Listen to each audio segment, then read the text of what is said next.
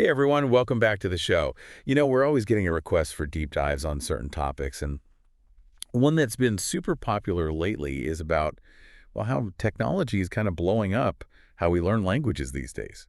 Yeah, it's pretty wild how much things have changed. Right.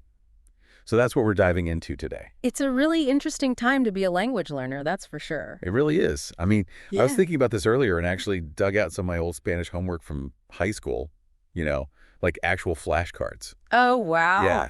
Verb conjugation charts, the whole shebang. I gotta say, it felt like opening a time capsule or something. I bet. I mean, it makes you realize how far we've come. Totally. But what's interesting to me isn't just like the convenience factor. Yeah. It's how this tech is actually changing the way our brains learn languages, which is kind of mind-blowing when you think about it. Absolutely. That's what's so fascinating about it. So like, what's the big secret? What is tech bringing to the table that those old methods just couldn't touch? Well, you gotta think, a lot of those traditional methods, they're pretty passive, right? Like, you'd sit in a classroom, listen to a lecture, maybe do some worksheets. Yeah. But with apps, language learning games, even things like virtual reality starting to emerge, it's a totally different ballgame. You're constantly engaged, you're getting instant feedback. Right. It's like, I don't know, the difference between reading about how to bake a cake Yeah, and actually getting your hands dirty in the kitchen. exactly. That active learning is key. It really taps into our brain's natural reward systems. Okay, that makes sense. But how so? Well, they've done studies on this actually. Like, there was this one from SourceName that found that learners using Duolingo, you know that app, Yeah, yeah. they showed similar brain activity patterns to people who were like playing video games. Get out. Right. Seriously. Yeah. And that gamification element is huge because it keeps people motivated and coming back for more. Which I gotta say was not always the case with my Spanish textbook. I hear you. But it's not just about making things like fun and addictive, although that's definitely a bonus. Right.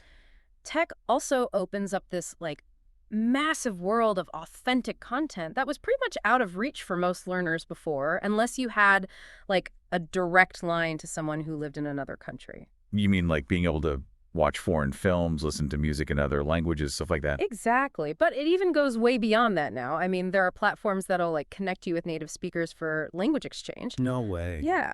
So you can actually practice your conversation skills in real time from anywhere in the world. See, this is what I'm talking about. Like, that would have blown my mind back in the day. And that's just the tip of the iceberg. Yeah. What's really exciting is how this technology is allowing us to personalize the learning experience in ways we never could have imagined before. Okay, now you're speaking my language. Yeah. Personalized learning, that's where things get really interesting. Tell me more about that. So we're talking about like tech that can actually figure out how I learn best and then like adjust to that. Yeah, basically. I mean, it's not quite mind reading yet, but AI is getting crazy good at recognizing patterns in how people learn. Okay, but how does that actually work? Well, there's this company, I think they're called SourceName, and they've developed this whole algorithm that analyzes your mistakes as you're going through exercises, and it adjusts the difficulty level in real time. Whoa, hold on. In real time? Yeah. So, like, if you're blowing through the grammar stuff, it'll be like challenge accepted and throw you some curveballs, more advanced concepts. Okay. But if you're struggling with something, it'll slow down and give you more practice until you've really got it down. That's actually pretty awesome. It's like having a personal tutor in your pocket. That's the idea. Yeah. And it's not even just about difficulty level either. Some apps are using AI to personalize the content itself. What do you mean? So say, for example, you're learning Spanish because you're totally obsessed with like cooking and food, right? Some of these apps can actually pull in recipes, food blogs, even cooking shows in Spanish, making the whole learning experience way more relevant to you.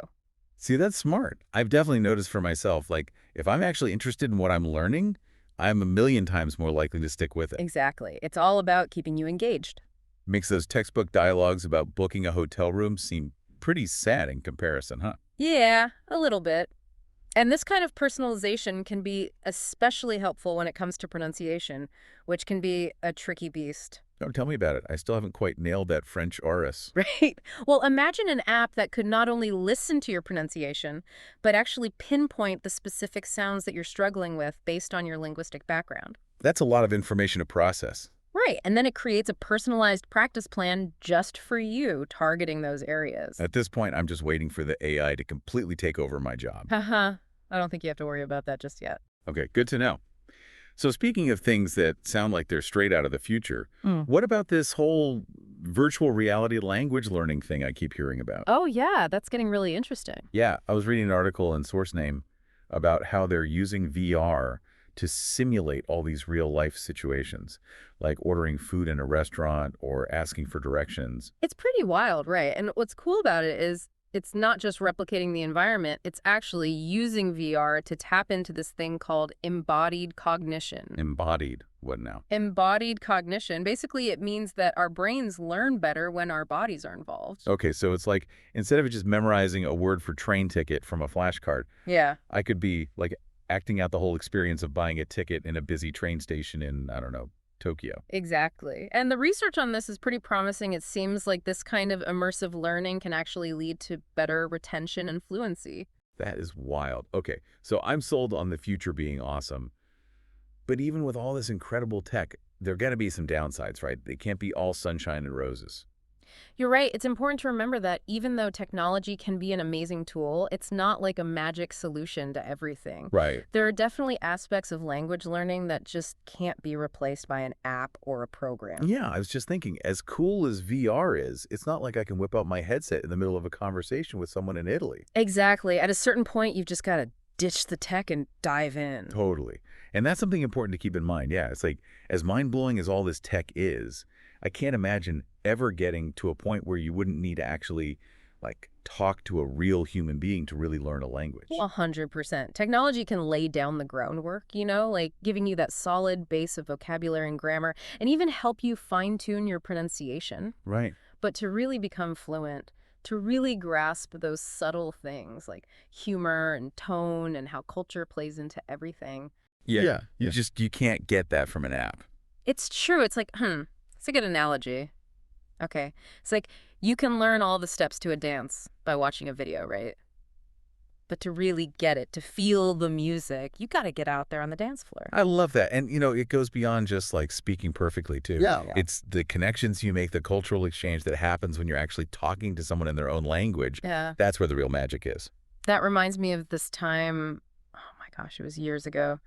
I was in this tiny little village in Mexico, and I was trying to get to the bus stop, and my Spanish was, oh man, it was rough. Oh. But I found this woman, this sweet older woman, and I was trying to ask her for directions, and, between my terrible Spanish and her, I think, being just as unsure about my English, we were doing a lot of miming, like a lot of hand gestures. I bet. At one point, I'm pretty sure I even drew her a picture in the dirt. It was ridiculous. That's amazing. But you know what? We both ended up laughing so hard. And somehow we managed to understand each other. That's what it's all about. It really is. And it's funny because in those moments, all those grammar rules and vocabulary lists I'd crammed, they just kind of disappear, You're not overthinking it. You're just in the moment. Exactly. It becomes about something so much bigger than just words. Absolutely. And that's something I really hope we don't lose sight of as technology continues to advance and change how we learn languages. That human connection is irreplaceable. I totally agree. So, what does the future hold? What are your predictions for language learning? Are we all going to be walking around with universal translator chips implanted in our brains or something? Yes.